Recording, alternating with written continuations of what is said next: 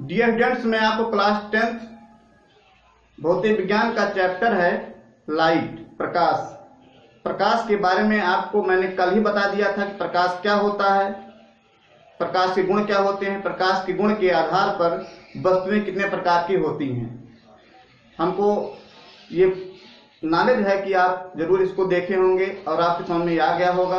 अब मैं आपको आगे बताने जा रहा हूं कि प्रकाश के आगे आपका टॉपिक है गोलीय दर्पण, स्फीयरिकल मिरर। स्फीयरिकल मिरर क्या होता है और ये कितने प्रकार का होता है, इसके बारे में पूरी जानकारी हम आपको बताएंगे। सबसे पहले आप देखिए, आपका चैप्टर है प्रकाश, लाइट। आपको पढ़ना क्या है, गोलीय दर्पण।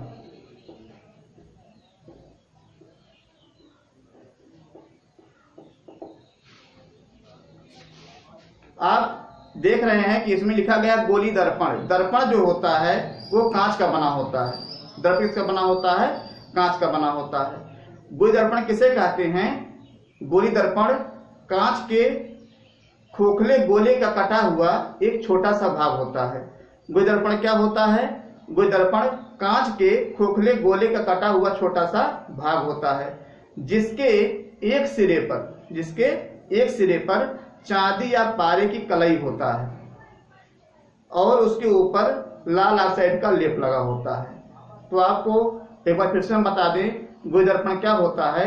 गोलीय दर्पण कांच के खोखले गोले का कटा हुआ एक छोटा सा भाग होता है, जिसके एक सिरे पर चांदी या पारे की कलई होता है और उसके ऊपर लाल ऑक्साइड का लेप लगा होता है। अब आपको हम फिगर के माध्यम से बताएंगे कि कैसे यह लेप लगा होता है और किस तरीके से गोलीय दर्पण बनता है। और गोलीय दर्पण कितने प्रकार का होता है? गोलीय दर्पण बच्चों दो प्रकार का होता है। पहला होता है अवतल दर्पण, दूसरा होता है उत्तल दर्पण।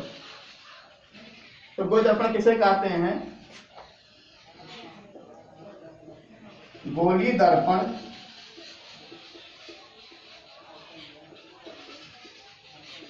कांच के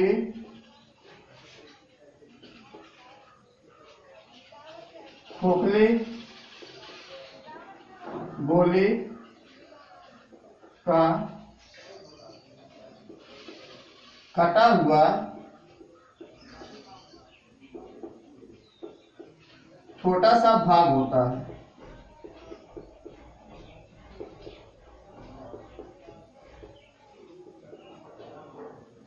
जिसके एक सिरे पर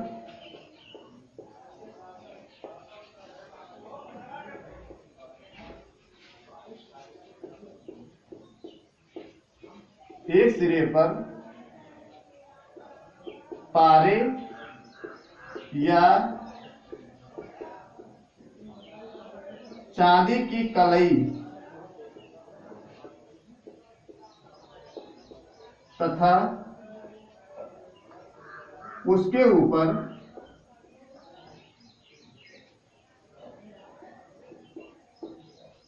लाल ऑक्साइड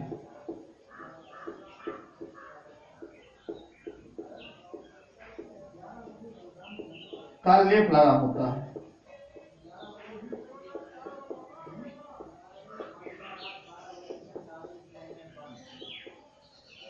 गोलीय दर्पण क्या होता है? गोलीय दर्पण कांच के खोखले गोले का कटा हुआ भाग होता है, जिससे एक सिरे पर पारे या चांदी की कलई तथा उसके ऊपर लाल ऑक्साइड का लेप लगा होता है। अब बताएंगे गोलीय दर्पण कितने प्रकार का होता है।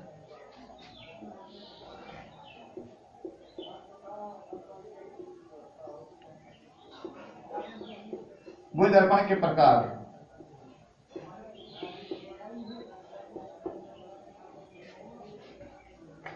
नंबर 1 अवतल दर्पण, नंबर 2 उत्तल दर्पण। अब गोलीय दर्पण का हमने बताया आपको कैसे कलई होता है। देखिए, ये है गोलीय दर्पण।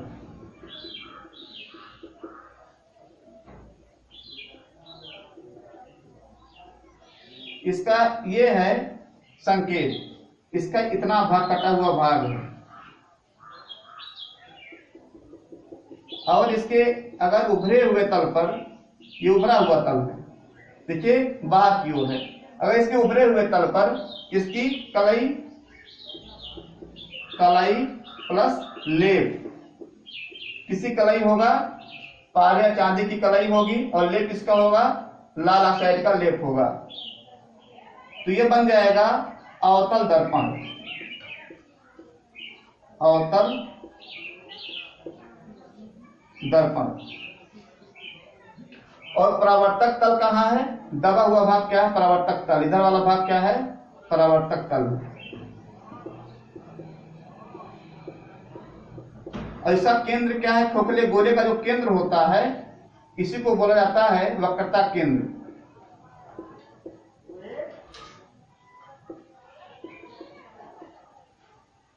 और अगर हम बताना चाहेंगे आपको उत्तल दर्पण, उत्तल दर्पण में क्या होता है,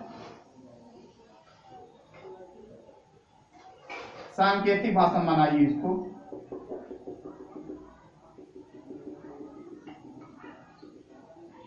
ये हो गया,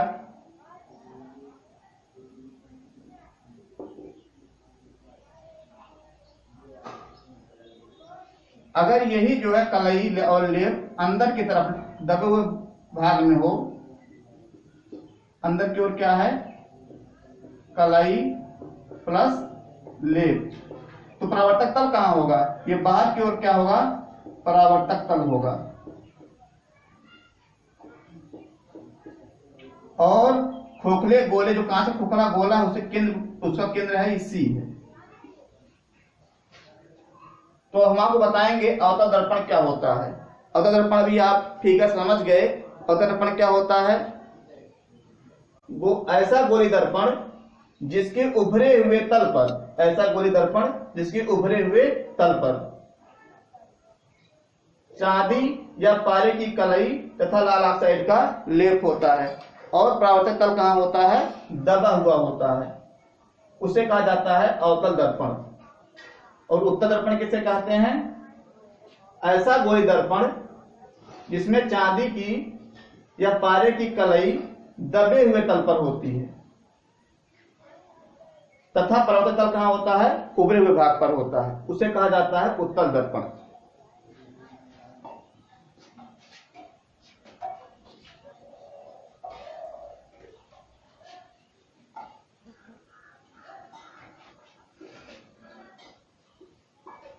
अवतल दर्पण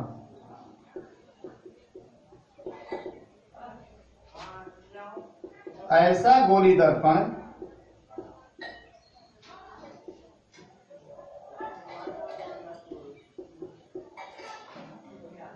गोली दर्पण जिसके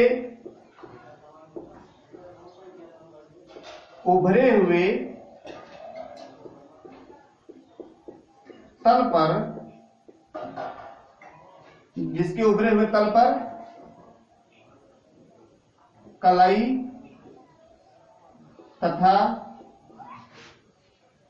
लेप लगा होता है, तथा दबे हुए भाग पर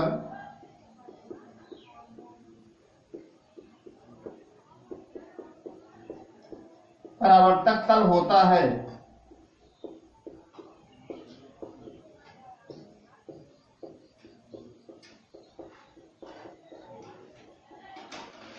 उसे अवतल दर्पण कहते हैं।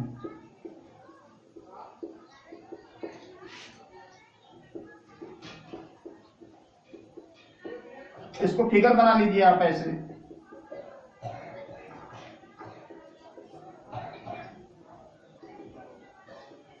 बना लीजिए फिगर आप।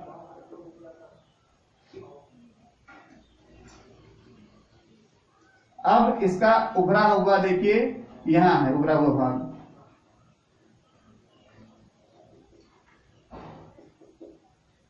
ये जो उभरा हुआ भाग है इसी पर कलाई प्लस क्या है, लेप है। अब कोई पूछे कलाई किसका है तो आप क्या बताएंगे, पारे या चांदी की कलाई है तथा उसके ऊपर लेप किसका, लाल ऑक्साइड का लेप हुआ है। और परावर्तक तल कहाँ है, अंदर की ओर है। ये परावर्तक तल, परावर्तक तल, ये जो अंदर का भाग है परावर्तक तल है। और ये केंद्र क्या है, वक्रता केंद्र है। तो ये आपका जो दर्पण बना हुआ है कौन सा दर्पण है, अवतल दर्पण। तो अवतल दर्पण में कलाई तथा लेप कहाँ होता है, उभरे हुए तल पर होता है, और परावर्तक तल कहाँ होता है, दबे हुए भाग पर होता है। तो ये आपका जो है अवतल दर्पण हो गया। अब आपको बताएंगे हम उत्तल दर्पण। इस फिगर को नोट करिएगा।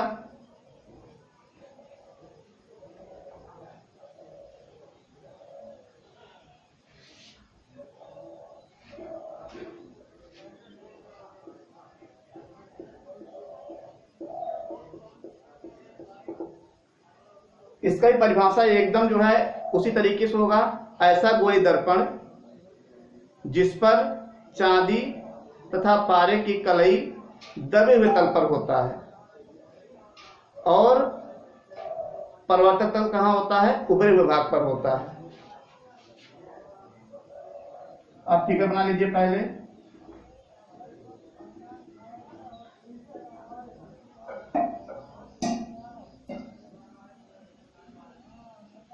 ये गोई दर्पण का एक भाग है और इसमें चांदी की जो चांदी और पारी कलई है कहाँ है, अंदर की तरफ है। ये लेप है, लेप प्लस कलई, कलई प्लस लेप।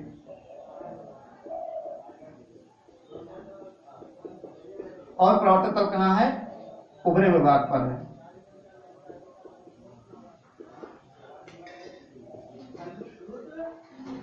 ये वक्रता केंद्र। तो आप क्या कहेंगे, ऐसा गोली दर्पण, ऐसा गोली दर्पण जिसके दबे हुए तल पर, जिसके दबे हुए तल पर कलाई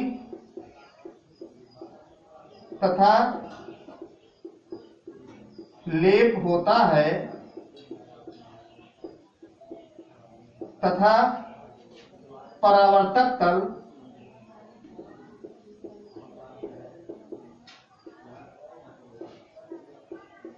उभरे हुए तल पर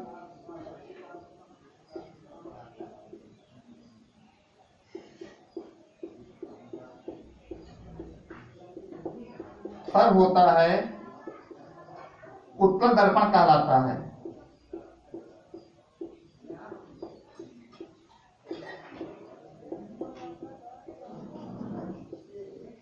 तो आप इस फिगर से देख लीजिए, ये है उत्तल दर्पण, उत्तल दर्पण। अब गोली दर्पण से संबंधित कुछ जो है परिभाषाएं हैं, इसको जानना अति आवश्यक है। बिना इसके आप जो है इसके बारे में पूर्ण ज्ञान नहीं प्राप्त कर पाएंगे। हम आपको बताने जा रहे हैं कि आपको क्या क्या जानना अति आवश्यक है।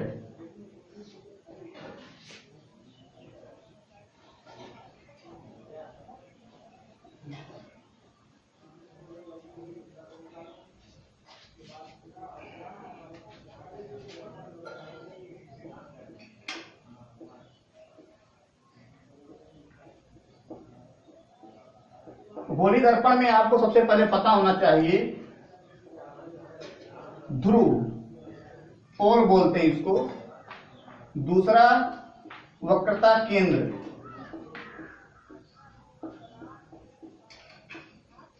तीसरा वक्रता त्रिज्या,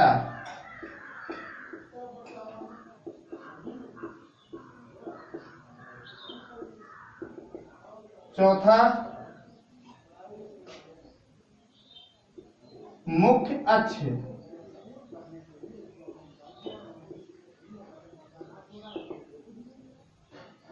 पांचवा फोकस दूरी,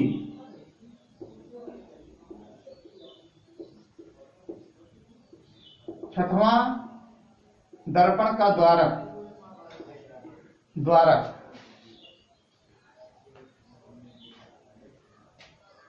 तो ये चीजें आपको जानना अति आवश्यक है।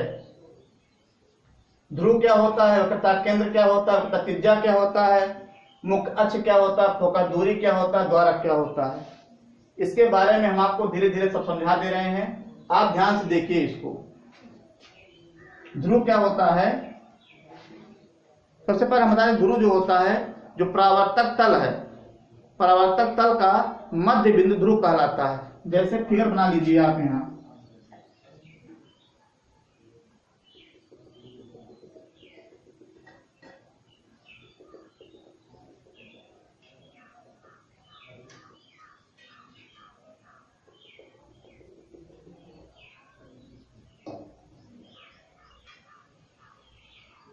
ये क्या हो गया आपका, ये हो गया एक हम बना दे रहे हैं, चाहे जो दर्पण बना लीजिए, वो ये है अवतल दर्पण, क्योंकि कलई कहाँ किया गया है, उभरे हुए भाग पर किया गया है, और लेप कलई फल लेप। तो ये हो गया एक, ये अंदर की भाग क्या है, परावर्तक तल है। कौन सा है, परावर्तक तल है। परावर्तक तल के मध्य बिंदु को, मध्य बिंदु को क्या बोला जाता है, ध्रुव। ध्रुव हो गया ये, इसको दिखाते हैं पी से। परावर्तक तल का मध्य बिंदु क्या कहलाता है, ध्रुव कहलाता है। तो ध्रुव किसे कहते हैं,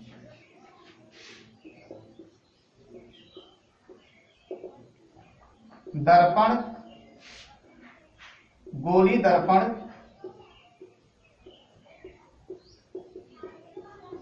के परावर्तक तल के परावर्तक तल के मध्य बिंदु को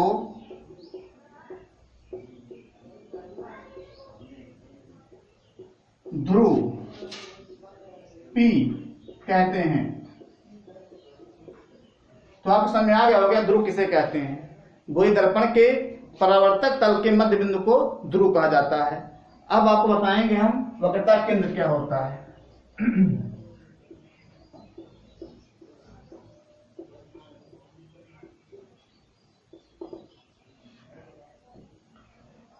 गोली दर्पण जिस कांच के खोखले गोले का कटा हुआ भाग होता है, गोली दर्पण जिस कांच के खोखले गोले का कटा हुआ भाग होता है, उसी के केंद्र को वक्रता केंद्र कहा जाता है। मतलब वक्रता केंद्र यही है। तो गोली दर्पण किस वक्रता केंद्र किसे कहते हैं, गोली दर्पण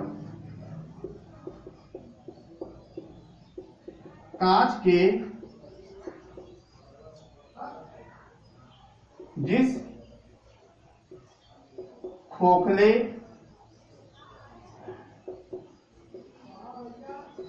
गोले का कटा हुआ भाग होता है, उसी के केंद्र को, उसी के केंद्र को वक्रता केंद्र कहते हैं।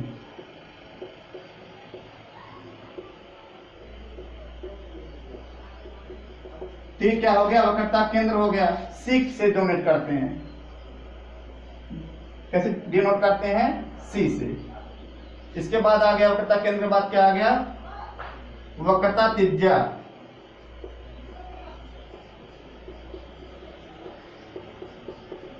इसका भी जो परिभाषा है एकदम ऐसे ही है।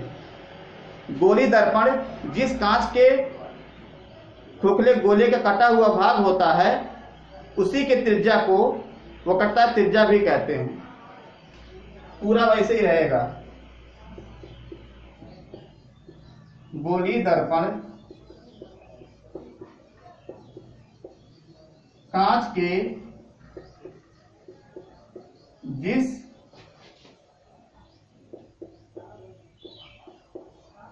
खोखले गोले का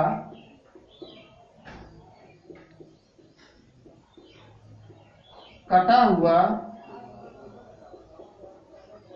भाग होता है, उसी के त्रिज्या को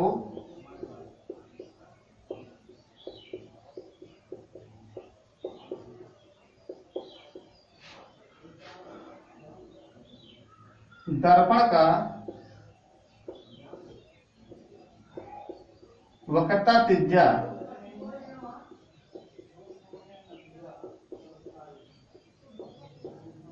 कहते हैं। तब देखिए ये है गोली दर्पण। गोली दर्पण का जो ये त्रिज्या होगा ये क्या है, वक्रता त्रिज्या कहलाएगा। वक्रता त्रिज्या क्या है, चित्र से देखिए, वक्रता त्रिज्या ये है आपका पीसी है। क्या है, पीसी है। अब आपको बताने जा रहे हैं मुख्य अक्ष क्या होता है।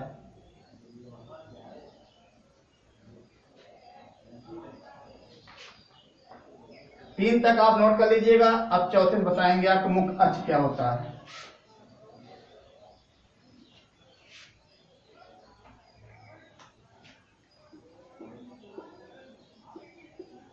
मुख्य फोकस बताना आपको है। मुख्य अक्ष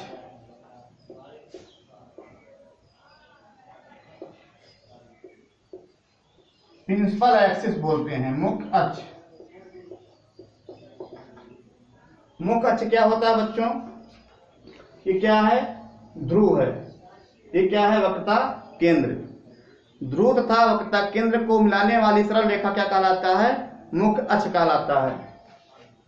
ध्रुव तथा वक्रता केंद्र को मिलाने वाली सरल रेखा, ये देखिए रेखा,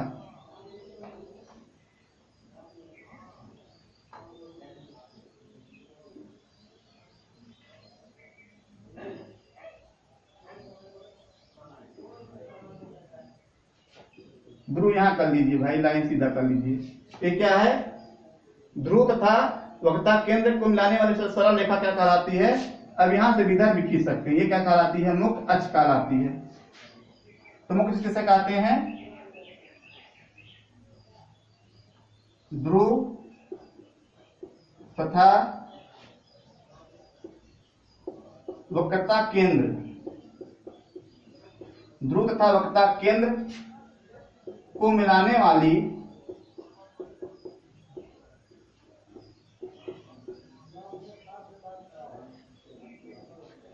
वाली सरल रेखा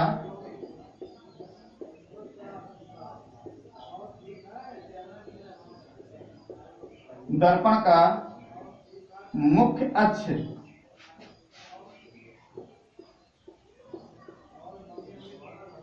कहलाती है। तो आप समझ आ गया होगा मुख्य अक्ष किसे कहते हैं। कि जो गोली दर्पण में ध्रुव है और वक्रता केंद्र है, दर्पण में ध्रुव तथा वक्रता केंद्र को मिलाने वाली सरल रेखा क्या कहलाती है, ध्रुव कहलाती, मुख्य अक्ष कहलाती है। मुख्य अक्ष क्या हो जाएगा, पीसीएम। पीसीएम क्या है, मुख्य अक्ष है। ये दर्पण का नाम ले दीजिए, यहां अवतल दर्पण है।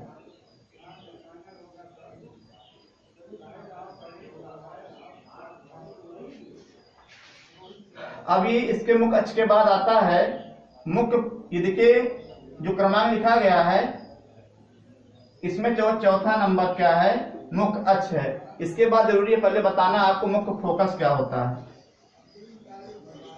मुख्य फोकस से पहले हम बता दें आपको पांचवा द्वारक।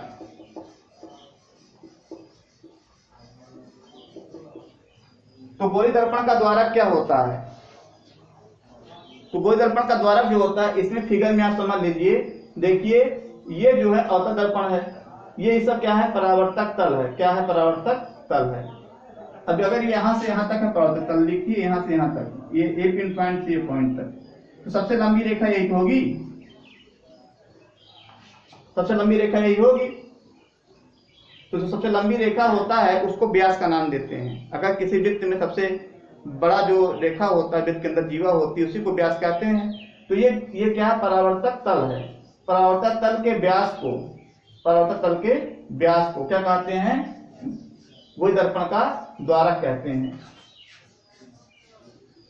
परावर्तक तल के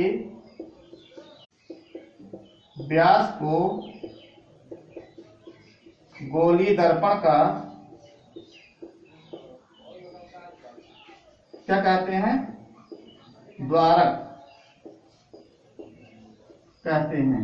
तो हमने आपको ध्रुव बता दिया, वक्रता केंद्र बता दिया, प्रतिज्ञा बता दिया और मुख्य अक्ष बता दिया और द्वारक बता दिया। अब बचा क्या है आपका? अब बचा फोकस दूरी और मुख्य फोकस।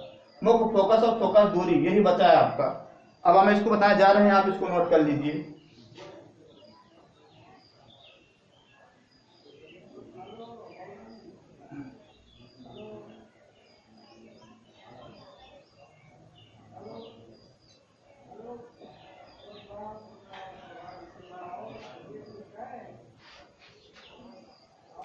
तो फोकस दूरी क्या होता है, आप ध्यानपूर्वक समझिएगा।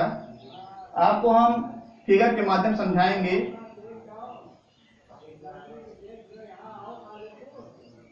ये क्या है आपका? ये है अवतल दर्पण। ये क्या है? अवतल दर्पण है। ये क्या है? P क्या है? ध्रुव है। और ये क्या कहलाता है? ये कहलाता है आपका वक्रता केंद्र। तो इसको लिख लीजिए, अवतल दर्पण। ऐसे आप बना सकते हैं उत्तल दर्पण भी। इसमें केवल कलाई कहां करेंगे? अंदर की तरफ करेंगे।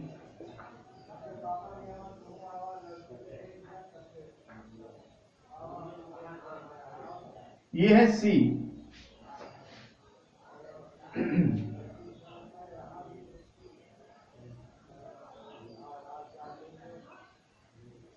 C यहां रहेगा क्योंकि ये जो वक्रता के अंदर की ओर होता है, C यहां रहेगा। ठीक है। ये क्या है? ये आपका है ध्रुव है P।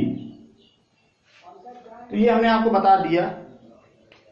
इसके बाद आपको बताना है कि फोकस दूरी क्या होता है। ये क्या है? ये है ध्रुव तथा केंद्र को वक्रता केंद्र बनाने वाली रेखा है। इस रेखा को बोलते हैं मुख्य अक्ष। क्या बोलते हैं?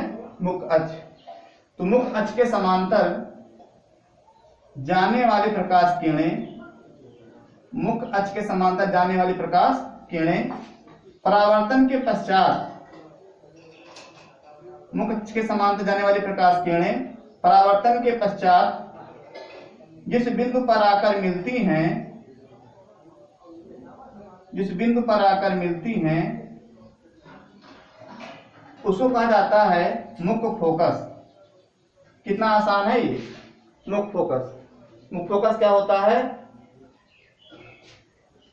परावर्तक मुख्य अक्ष के समांतर, ये कौन सा अक्ष है? मुख्य अक्ष के समांतर जाने वाली प्रकाश किरणें परावर्तक तल से टकराकर परावर्तन के पश्चात जिस बिंदु पर मिलती हैं उसे कहते हैं मुख्य फोकस। ऐसे इसमें बना लीजिए।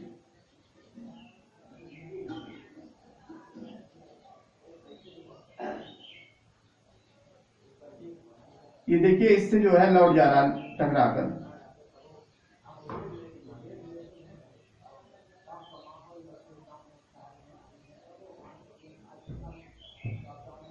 अब इसको अगर ऐसे मिलाएंगे हम, यहां नहीं,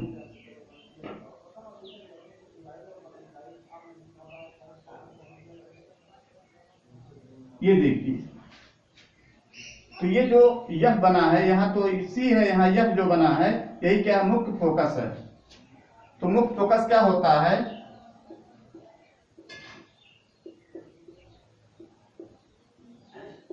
मुख्य फोकस क्या होता है? मुख्य अक्ष के समांतर जाने वाली प्रकाश किरणें परावर्तक तल से टकराकर परावर्तन के पश्चात जिस बिंदु पर आकर मिलती हैं उसे क्या कहते हैं? मुख्य फोकस कहते हैं। मुख्य अक्ष के समांतर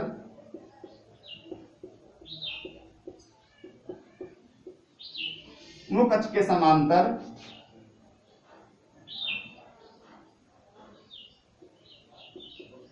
जाने वाली प्रकाश किरणें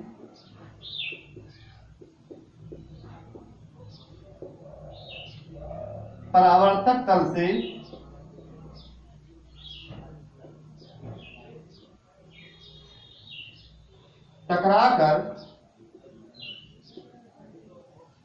परावर्तन के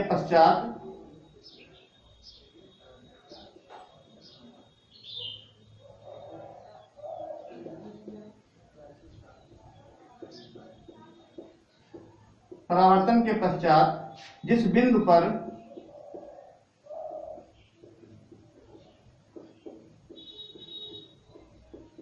आकर मिलती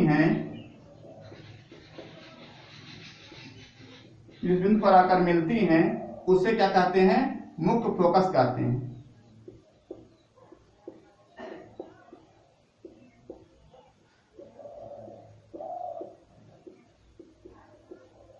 ये तो अवतल दर्पण हो गया। क्या है? उत्तल दर्पण है। इसमें देखिए, इसमें जो है एक सांकेतिक डॉट डॉट करके मिलाया गया है। इसका मतलब ये हो गया, इसका भी मतलब वही है, लेकिन जिस बिंदु से आती हुई प्रतीत होती है, केवल प्रतीत होने का सिंबल है, प्रतीत होती है, उसे कहते हैं मुख्य फोकस।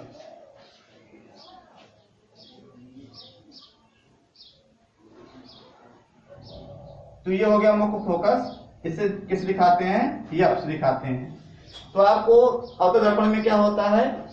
अवतल दर्पण में होता है मुख्य अक्ष के समांतर आने वाली प्रकाश किरणें परावर्तन के पश्चात या परावर्तन तल से टकराकर परावर्तन के पश्चात जिस बिंदु पर आकर मिलती हैं, उन्हें कहते हैं मुख्य फोकस। और उत्तल दर्पण के लिए क्या कहेंगे?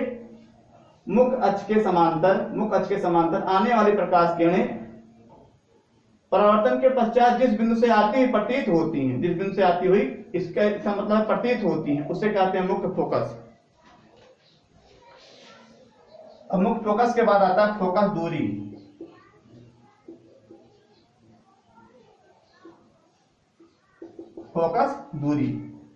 तो फोकस दूरी में क्या होता है? ये आपका क्या है? P है।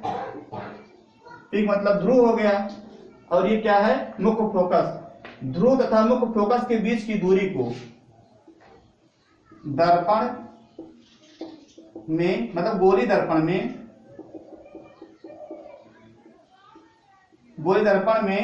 क्या क्या? ध्रुव मतलब P तथा मुख्य फोकस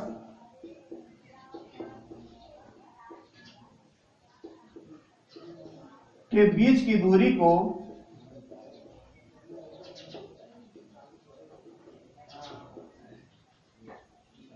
ध्रुव तथा मुख्य फोकस के बीच की दूरी को फोकस दूरी कहते हैं। क्या कहते हैं? फोकस दूरी कहते हैं। तो हमने गोली दर्पण क्या होता है, गोली दर्पण में कितने प्रकार का होता है, और गोली दर्पण में जो मुख्य परिभाषाएं हैं हमने आपको सब बता दिया है। इसके बाद अब आपको हम गोली दर्पण से संबंधित अवतल दर्पण और उत्तल दर्पण में ये आरेख, किरण आरेख कैसे खींचे जाते हैं, इसके बारे में विस्तृत जानकारी कल के वीडियो में देंगे। आप इस वीडियो को देखते रहिए।